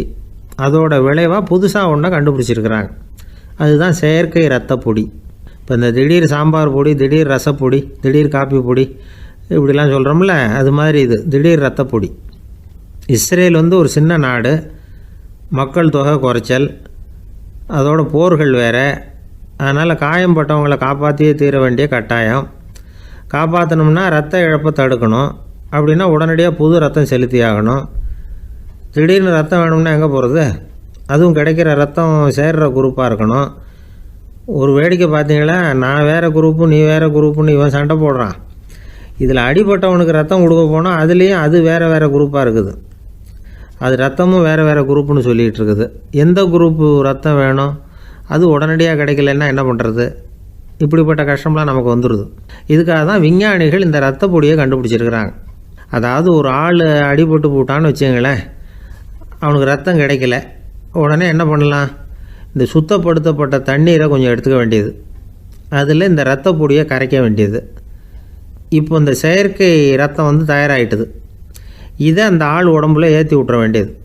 இயற்கையாக நம்ம உடம்பில் இருக்கிற ரத்தம் என்னென்ன வேலை செய்யுதோ அதே வேலையை இதுவும் செய்யும். அதாவது ஆக்சிஜனை உடம்புல எல்லா இடத்துக்கும் எடுத்துகிட்டு போகுது. அந்த வேலையை இந்த செயற்கை ரத்தமும் செஞ்சுடுது. ஆனால் ஒரு விஷயம், இந்த செயற்கை ரத்தம் ஒரு அவசரத்துக்கு தான் உபயோகப்படுத்தலாம், ஒரு முதல் உதவி மாதிரி. அதை அப்படியே நிரந்தரமாக விட்டுற முடியாது. பின்னாடி வந்து தேவையான குரூப்பு உண்மையான ரத்தம் கிடைச்ச உடனே அதை செலுத்திக்கணும். உண்மையான ரத்தத்தை 20லேருந்து 40 நாள் வரைக்கும் தான் பாதுகாக்க முடியும். அதுவும் குளிர்பதன பெட்டியில். அதுக்குள்ளே உபயோகப்படுத்தலைன்னா அது வீணாக போயிடும். இந்த ரத்த பொடி அப்படி இல்லை, எவ்வளோ நாள் வேணும்னாலும் அப்படியே வச்சுருக்கலாம், குளிர்பதன பெட்டியும் தேவையில்லை. ஆனால் ஒன்று, இது தண்ணியில் கலந்து செயற்கை ரத்தமாக ஆக்கிவிட்டா அதோட வலு 72 மணி நேரம் தான், அதாவது 3 நாள். அதுக்குள்ளே அந்த ஆசாமியை எங்கேயாவது ஆஸ்பத்திரிக்கு தூக்கிட்டு போய் உண்மையான ரத்தத்தை கொடுத்துடணும். சண்டையில் அடிபடுறவங்க, சாலை விபத்தில் அடிபடுறவங்க, இவங்களுக்கெல்லாம் அவசரத்துக்கு கை கொடுத்து உதவுறது இந்த செயற்கை ரத்த பொடி. அதுக்கப்புறம் நாம் கொடுக்குற ரத்தம் தான் அவங்கள காப்பாற்றணும். இன்றைக்கி வந்து ரத்தத்தை தானமாக கொடுக்க தயாராக இருக்கிற நல்ல உள்ளங்கள் ஏராளம். எவ்வளவு ஆக்சிடெண்ட்டு, ஆப்ரேஷன், இதில் சம்மந்தப்பட்டவங்களை வந்து காப்பாற்றுறது நாம் தானமாக கொடுக்குற ரத்தம் தானே. ஒரு ஆக்சிடெண்ட்டு, ஒரு ஸ்கூட்டர் ஒரு ஆள் மேலே மோதி விட்டுது, பார்த்து வரக்கூடாதா அப்படின்னா அந்த ஆள், நீ தான் பார்த்து நடக்கணும், ஏன்னா 20 வருஷமாக நான் அந்த ஸ்கூட்டரை ஓட்டிகிட்டு இருக்கிறேன் அப்படின்னானா இவன். இதுக்கு அவன் சொன்னானா, நீ தான் பார்த்து ஓட்டணும், ஏன்னா 40 வருஷமாக நான் இப்படி நடந்துக்கிட்டு இருக்கிறேன் அப்படின்னானா. ஒருத்தர் அவசரமாக போய்கிட்டு இருந்தார். எங்கே போய்கிட்டு இருக்கீங்க அப்படின்னு கேட்டார் ஒரு பெரியவர். கடைக்கு போகிறேன் சார், சாமான் வாங்கிறதுக்கு அப்படின்னார். அங்கே போகிறதுக்கு முன்னாடி தெரிஞ்சிக்க வேண்டியதெல்லாம் தெரிஞ்சுக்கிட்டீங்களா அப்படின்னு கேட்டார் பெரியவர். கடைக்கு போய் காசை கொடுத்து ஒரு பொருளை வாங்கிட்டு வரப்போகிறோம், இதில் தெரிஞ்சிக்க வேண்டியது என்ன இருக்குது அப்படின்னார் அலட்சியமாக. இப்போ அந்த பெரியவர் பேச ஆரம்பித்தார். இந்த உலகத்தில் எந்த ஒரு செயலில் இறங்குறப்பவும் நாம் நல்லா ஆலோசனை பண்ண வேண்டிய விஷயம் 5 அப்படின்னார். உதாரணமாக, ஒருத்தன் கடைக்கு போய் ஏதோ ஒரு பொருளை வாங்கிட்டு வர போகிறான்னு வச்சுக்கோங்களேன். அப்போ கூட அவன் வந்து 5 விஷயங்களை பற்றி தெரிஞ்சுக்க வேண்டியிருக்குது அப்படிங்கிறார் அவர். முதல்ல அந்த பொருள் எப்படிப்பட்டது அப்படிங்கிறத தெரிஞ்சுக்கணும். 2வதாக தன்னை பற்றியும் தெரிஞ்சுக்கணும். அப்போ தான் அந்த பொருள் தனக்கு தேவையா இல்லையா அப்படிங்கிறத புரிஞ்சுக்க முடியும். 3வதாக தெரிஞ்சுக்க வேண்டியது ஒன்று இருக்குது. அது என்னன்னா, அந்த பொருளை அடையறதுக்கு வழி என்ன அப்படிங்கிறது தெரிஞ்சுக்கணும். அதாவது எவ்வளவு பணம் கொடுத்தா அது கிடைக்கும், இது மாதிரியான விஷயங்கள். 4வதாக அந்த பொருளை அடையிறது மூலமாக நாம் அடையக்கூடிய பயன் என்ன அப்படிங்கிறதையும் உணரணும். 5வது, அந்த பொருளை அடையிறதுல இருக்கக்கூடிய தடை எது அப்படிங்கிறதையும் நாம் தெரிஞ்சுக்கணும். பெரியவர் பேசுறது ஏதோ தத்துவம் மாதிரி தெரியுது இல்லையா? தத்துவம் தான். அதாவது இப்படி உலகியல் வாழ்க்கையில் சின்ன சின்ன விஷயங்கள்லேயே நாம் 5 விஷயங்களை தெரிஞ்சுக்க வேண்டி இருக்குது. அது ரொம்ப அவசியமாக இருக்குது. பேரின்ப நிலைன்னு சொல்கிறாங்கல்ல, அது மாதிரி பெரிய சமாச்சாரங்கள்லேயும் இந்த 5 விஷயங்களை நாம் தெரிஞ்சுக்க வேண்டியிருக்குது. அதுக்கு பேர் என்னன்னா அர்த்த பஞ்சகம். வைணவ சமயத்தில் அர்த்த பஞ்சகம்ங்கிறது ரொம்ப பெரிய விஷயம். கடைக்கு போகிறது மாதிரி கடவுளை பார்க்க போகிறப்போ நாம் 5 விஷயங்களை தெரிஞ்சுக்கணுமா. முதல்ல பரம்பொருள் அப்படிங்கிறது என்ன, அதோட தன்மைகள் என்ன, இதை தெரிஞ்சுக்கணும். இதுக்கு பேர் என்னன்னா பரமாத்ம ஸ்வரூபம் அப்படின்னு பேர். 2வது, நாம யாரு, நம்மோட தன்மை என்ன அப்படிங்கிறத தெரிஞ்சுக்கணும். நான் யாருன்னு எனக்கே தெரியலங்கிறப்போ இதை நான் சொல்கிறேன்னு இது என்னுடையதுன்னு சொல்கிறது தப்பு தானே. அப்புறம் 3வது விஷயம், பரம்பொருளை நாம் அடையிறதுக்கு வழி எது, இதை தெரிஞ்சுக்கணும். இது வந்து உபாய ஸ்வரூபம் அப்படின்னு பேர். 4வது விஷயம், நாம் அடைய வேண்டிய பயன்கள் என்ன அப்படிங்கிறத தெரிஞ்சுக்கிறது. இதுக்கு புருஷார்த்தம் அப்படின்னு பேர். 5வது, அந்த பயனை வந்து அடைய விடாமல் தடுக்கிற தடைகள் யாவை அப்படிங்கிறத தெரிஞ்சுக்கிறது. இது வந்து விரோதி ஸ்வரூபம். இதைத்தான் தடையியல் அப்படின்னு சொல்கிறாங்க. அதாவது பரமாத்மாவை பற்றிய அறிவு, ஜீவாத்மாவை பற்றிய அறிவு, உபாயம் பற்றிய அறிவு, புருஷார்த்தம் பற்றிய அறிவு, இந்த 4 அறிவுக்கும் எதிரடையா, அதாவது அதையெல்லாம் தப்பாக புரிஞ்சுக்கிறதால உண்டாகக்கூடிய அறிவு விரோதி சொரூபம். என்ன இது தகவலில் ஏதாவது கதை சொல்லுவீங்கன்னு பார்த்தா ஏதோ தத்துவம் பேசிகிட்டு இருக்கிறீங்களே அப்படின்னு நினைக்கலாம். இதுவும் தெரிஞ்சுக்க வேண்டிய ஒரு பெரிய விஷயந்தான். காதில் போட்டு வச்சா எப்போவாவது உபயோகப்படும். என்னுடைய நண்பர் ஒருத்தர் ஒரு நாள் என்கிட்ட சொன்னார், சார் அடுத்த மாதம் தஞ்சாவூரில் ஒரு கல்யாணம், போகிறதா வேண்டாமா அப்படின்னு ஒரே குழப்பமாக இருக்குது அப்படின்னார். நான் உடனே இந்த அர்த்த பஞ்சக உபதேசம் பண்ண ஆரம்பித்தேன். அவர் எல்லாத்தையும் பொறுமையாக கேட்டுவிட்டு, சரி சார் நான் போகிறதுன்னு முடிவு பண்ணிவிட்டேன்னார். எப்படி இந்த முடிவுக்கு வந்தீங்க அப்படின்னு கேட்டேன். அவர் சொன்னார், சார் அந்த 2வது பாயிண்ட் ஒன்று சொன்னீங்களே, அதை புரிஞ்சுக்கிட்டதுக்கு அப்புறம்தான் இந்த முடிவுக்கு வந்தேன் அப்படின்னார். என்ன 2வது பாயிண்ட்டுன்னு? அதாவது தன்னை பற்றி புரிஞ்சுக்கணும் அப்படின்னு சொன்னீங்க. உடனே என்னை பற்றி புரிஞ்சுக்கிட்டேன், நான் யாருங்கிறது எனக்கு தெரிஞ்சுது. உடனே போகிறது தான் நல்லது.